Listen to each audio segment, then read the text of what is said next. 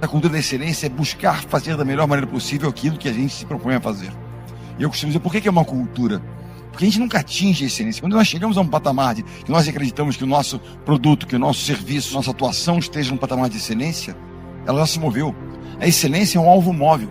Aquilo que nós fazíamos no futuro, novas inovações, novas questões, serão necessárias. A gente continue buscando a excelência. Aquilo que eram as boas jogadas da seleção no passado não são suficientes para nos garantir lá na frente. Isso serve para todos nós, em qualquer área que nós atuemos.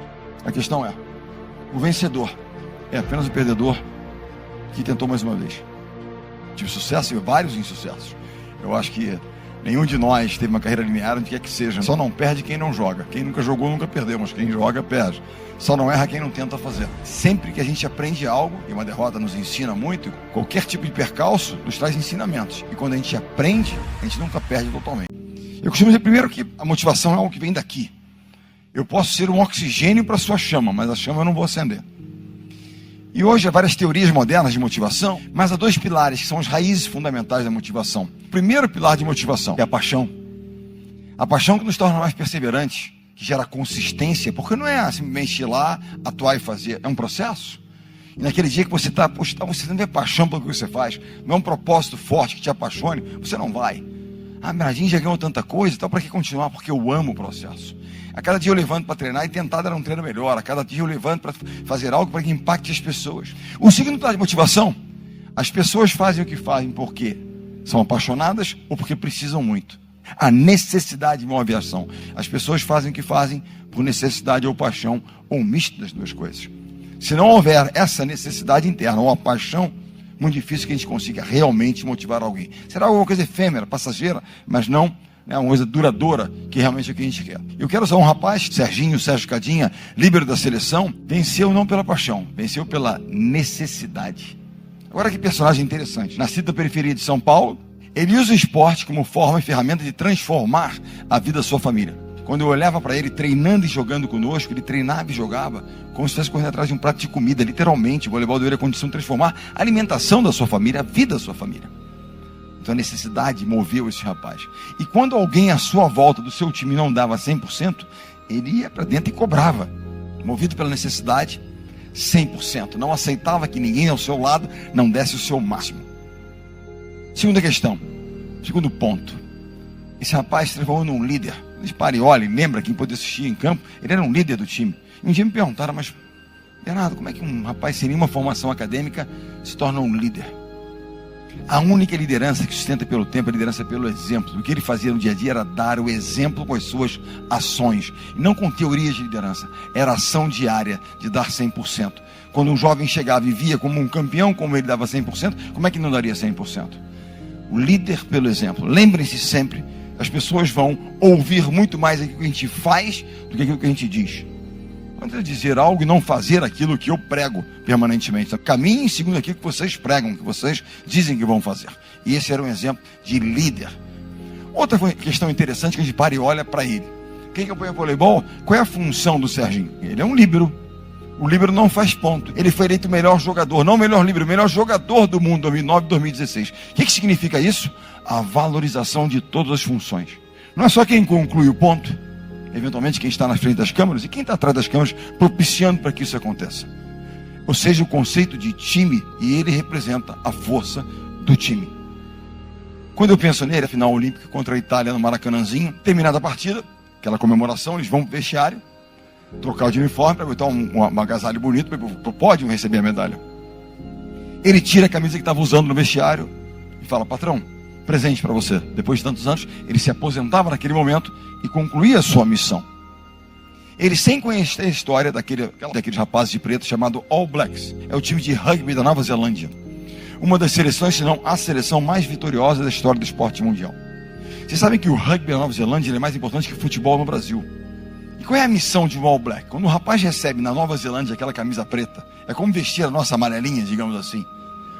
É a maior honra que um jovem neozelandês pode conquistar, vestir a camisa e ser um All Black. Qual é a missão do All Black? Quando ele deixa aquela camisa a cada temporada, no final da sua carreira, ele tem que deixar aquela camisa num ponto superior a que ele encontrou. Qual é a nossa missão? Agregar valor, somar, contribuir. Ele, sem saber da história dos All Blacks, ele concluía a sua missão e deixava aquela camisa azul de líbero num patamar muito superior ao que ele havia encontrado. Quando ele chega conosco em 2001, chegamos juntos à seleção, a nossa empresa era a 6ª colocada no mercado mundial de voleibol masculino. No ranking mundial, nós somos 6º colocados. E nós chegamos em 2001 e começamos a trabalhar. Ele entrega aquela camisa de 2016 com a seleção há 13 anos no topo do ranking mundial, consistentemente, sem sair uma semana. Ele havia cumprido a sua missão, contribuído, agregado valor, somado. E o que é mais importante na condição, ele teve a real noção do que é ser um time. Um time valoriza o nome que está na frente. No nosso caso era Brasil. Não o nome que está atrás, Bernardinho, Serginho, o que é que seja. É o nosso propósito. É o nosso time. E ele foi um cara que valorizou demais isso e que cumpriu a sua missão. Eu acho que é sempre líderes, no dia que seja, e das formas mais diferentes. Mas a essência do líder, o líder é o guardião dos valores. Quais são os valores da nossa instituição? O que nós acreditamos? O que nos une? O que faz de nós sermos? Em que nós acreditamos? E como é que nós agimos? Quais são os valores? Qual é a cultura que nós vamos estabelecer aqui? Quero falar um pouquinho da minha para que vocês pensem na cultura do ambiente que vocês estão inseridos. O primeiro valor da nossa cultura chama-se integridade. Aqui ninguém vai enganar ninguém. Ah, não, é duro, mas é justo. Ah, tá, ou seja, para que eu possa criar um ambiente de confiança, eu tenho que acreditar no comportamento da pessoa, comportamento ético, correto, moral. Se eu não acreditar naquilo, não há confiança. E a confiança é a base da relação. Eu vou citar um exemplo para vocês. Lá atrás, num certo momento da trajetória, eu tive que, enfim, tirar momentaneamente um grande atleta. Qual era a minha preocupação? Se aquela medida que publicamente foi tida como algo autoritário, nepotismo, o que é que seja, como é que o meu time recebia aquilo? Se eles duvidassem da minha intenção, eu não seria mais um líder. E se eles não duvidaram e permaneceram comigo, porque eles acreditaram que era necessário ser feito, porque estava havendo naquele momento transgressão de valores. Eu posso negociar uma remuneração, eu posso negociar o horário do treinamento, a cor da camisa, mas valores e princípios não negociamos. Ou seja, integridade não é negociável, não era o caso. Porque o segundo valor da nossa cultura é time por primeiro. O nome mais importante é esse e não esse. Ah, não, mas eu sou um solista, não tem problema nenhum. Não é um julgamento de caráter, é um desalinhamento de valores. Você é um solista, você vai tocar sozinho, porque nós temos uma orquestra. Aqui é a complementaridade dos talentos que gera um grande resultado. Porque o resultado final, em qualquer área, é o resultado de um esforço coletivo. Do time como um time gera uma força que só realmente a questão da complementaridade, dessa sinergia gera. Time. Quando eu cheguei à seleção brasileira, eu não ganhei um crachá de líder, eu ganhei um crachá de treinador. A liderança é um processo. É o que você conquista quando as pessoas passam a acreditar em você, querer estar com você, te seguir. Você inspira, você cobra, mas você cuida. Então você se torna um líder. Caso contrário, você apenas tem um crachá. Te dá algum tipo de autoridade, mas certamente não te dá aquilo que o líder tem que ter, que é o respeito das pessoas, que é realmente querer estar com você no campo de batalha, seja ele em que campo for esse. Primeiro valor, integridade. Segundo valor, time por primeiro. Terceiro valor, treinamento extremo. Que valor é esse treinamento extremo? Nós imaginamos que na nossa vida nós controlamos muitas coisas. Nós não controlamos tantas coisas assim. Ah, o quanto talento eu tenho? Eu não controlo o quanto talento eu tenho. A gente vem ao planeta Terra com um certo kit pessoal. Tem uns que são mais talentosos para negócios, outros para esporte, outros para as artes, outros para tecnologia. Cada um tem um certo, né? Você trabalha, se desenvolve, mas tem um certo dom. Mas tem uma coisa que nós controlamos, que é o quanto nós colocamos dedicação ao processo de trabalho. Pontualidade, dedicação, suor, disciplina. Isso a gente controla. É uma escolha. Porque é um valor. Aqui nós vamos trabalhar muito. Ah, mas eu não quero trabalhar tanto. Não tem problema. Você não vai trabalhar aqui, vai trabalhar em outro lugar. Porque nós acreditamos como diferencial sendo a dedicação no processo, a entrega. Esse é o diferencial. O trabalho paga. E lembrem-se, a única coisa que a gente controla realmente é o quanto de dedicação a gente coloca no processo. Há uma coisa, quando a gente falou-se aqui sobre a questão de você estar permanentemente aprendendo, permanentemente em evolução, buscando a excelência que está se movendo para um outro patamar, também está perseguindo. Então, abominem o pensamento, mas nós sempre fizemos assim. A forma como nós fizemos não é suficiente para continuar conquistando. Nós temos que inovar. E não pense em inovação como algo disruptivo. Inventar um novo iPhone, Não. Pequenas mudanças que geram enormes ao longo do tempo, né? Modificações, contribuições. Em 2015, com um currículo bastante vitorioso, por que eu vou mudar? Eu não vou mudar. Eles que se adequem a mim, porque eu sou o cara. E aí meu filho, Bruno, que é capitão da seleção, bate a minha porta de madrugada, no centro de treinamento. E ele disse: o que você desenvolveu como metodologia de trabalho, que era desafiar, apertar, eleva o sarrafo, mais um pouco, mais um pouco. A primeira geração era absolutamente adequada a essa filosofia. A nova geração não. Isso não quer dizer que eles são melhores, que eles são piores, mas eles são diferentes. E nós então, eu fui então procurar formas de dar um feedback diferente, mais positivo, mais assertivo, de me aproximar principalmente de pessoas que se distanciavam de idade comigo. Porque a única forma de nós liderarmos é conhecendo as pessoas. Como é que eu vou motivar alguém se eu não conheço aquela pessoa? Será que eu tenho que trabalhar a autoestima dela ou desafiá-la? Novas gerações, pessoas diferentes, vêm tratadas de formas diferentes, sob os mesmos princípios. Vai desafiar um pouco mais, vai trabalhar um pouco mais a autoestima, o que é que você mais tem que fazer. Quero falar um pouquinho de desenvolvimento pessoal. Qualquer área. A mãe de todas as virtudes. Número 1, humildade. Se não tiver humildade, você acha que você já sabe, você não aprende. A humildade nos traz a seguinte reflexão: nós não somos, apenas estamos. Momentaneamente. Ah, mas o Brasil é líder agora, são 20 anos de liderança, 19 anos de liderança. Está líder, não é. Por mais que seja o tempo, se você parar de crescer, parar de trabalhar, parar de fazer o que tem que ser feito, você não estará mais líder. Ninguém é, apenas está. E a humildade faz ouvir as pessoas. E muitas vezes ouvir aquilo que não é dito. Você tem que estar se conectando permanentemente. A humildade nos faz aprender de verdade. Criar hábitos. Porque o hábito que não é muito positivo, digamos que eu, por exemplo, vou fazer uma dieta. Muitas vezes a gente não consegue vencer um prato de batata frita, porque é difícil às vezes, vencer um prato de batata frita. Você perde para a batata frita, você perde para o despertador. Mas como é que você cria o hábito?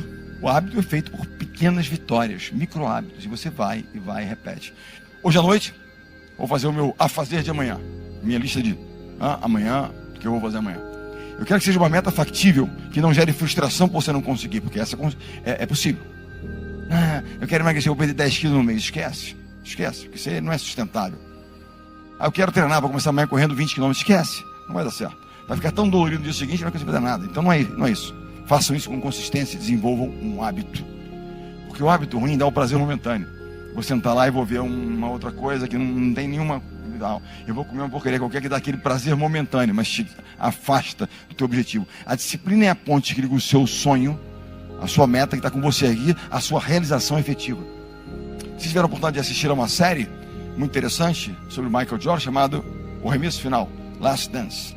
Fala sobre Michael Jordan, sobre o time do Chicago Bulls. É o melhor insight, dos melhores insights ali, dito pelo Michael Jordan, que é um dos maiores esportistas da história do esporte mundial, é o seguinte: ele foi muito duro com seus companheiros, um líder, mas vezes muito duro. Chegava ao limiar de transpor um pouco certas linhas. Mas ele dizia o seguinte: eu nunca cobrei de alguém, ou exigi de alguém algo que eu mesmo não estivesse disposto a fazer. Porque vencer, ter sucesso, cobra um preço. Liderar também tem um ônus, porque a responsabilidade, em última instância, é nossa. Aos campeões, o desconforto. Vou fazer uma pergunta a vocês. Todos estão aí, 10 segundos de reflexão. Pensem no momento da trajetória de vocês, que vocês tenham aprendido muito. Aquele momento, extrair grandes lições daquela experiência. Vamos lá, 5 segundos. Pensem. Pensaram? Vamos lá. Esse momento que vocês pensaram remete a algum tipo de frustração, de dor, de uma meta não alcançada, de uma derrota, de um negócio não concluído? Puxa, quantos aprendizados? Não existe crescimento acompanhado de conforto. O crescimento, ele pressupõe algum tipo de desconforto. Quer aprender algo novo? Você sai da sua zona de conforto e vai. Quer treinar algo que você não é bom? É desconfortável, queria ficar na minha zona de conforto. Numa empresa, vai mudar o sistema operacional? Não é um sofrimento?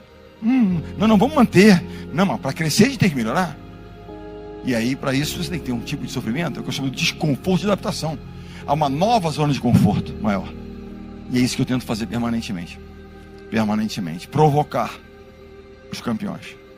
Os campeões de desconforto. A questão é: o vencedor é apenas o perdedor que tentou mais uma vez. E essa é a mensagem. Vamos cair 6 vezes, 7 vezes, levanta 8. Sigam trabalhando, buscando, fazendo, apaixonados pelo que estão aprendendo. E o conforto é a pior das armadilhas, para que a gente possa buscar o crescimento e realização. É da dificuldade que vem. Conhecimento, aprimoramento, é da dificuldade. E se está difícil, é que a gente está aprendendo. Foquem naquilo que é importante, naquilo que vocês controlam. O que vocês não controlam é ruído. não pode interferir naquilo que vocês têm que fazer, nas suas ações. O segundo F é força, para lidar com a adversidade, para se superar, para seguir em frente, para lidar com os nãos, porque os nãos vão acontecer. A vida não será sempre justa. Mas para ser foco, força. E o terceiro F, fé. Professem, Senhor, a fé de vocês, aquilo que vocês acreditam, mas muito mais do que a fé apenas algo superior é a fé nas pessoas à sua volta, no seu time, e a fé no trabalho. O trabalho paga.